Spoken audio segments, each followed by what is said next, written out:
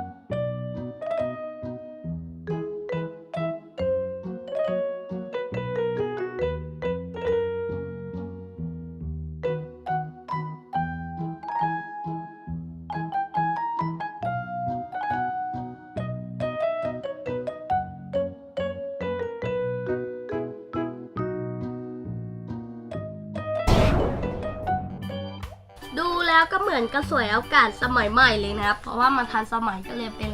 รูปร่างแบบนี้นะครับใช่เท่มากๆก็เดี๋ยวเราจะมาแข่งเป่ากันเนาะพี่ตูนให้ไปขอบฝั่งนั้นเลยเนาะลง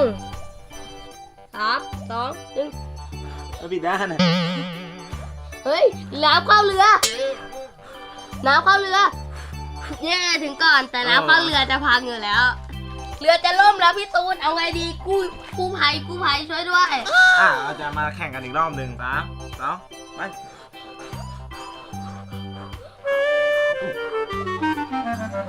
เย่ไปแล้วแต่ว่าล่มระหว่างทางนี่เรือจะล่มแล้วก ก็อันนี้พับได้สวยมาก แต่เล่นในน้ำจะได้แป๊บเดียว ก็คือเป่าไปเล่นกับบนไม้ดีกว่าน่าจะสนุกกว่า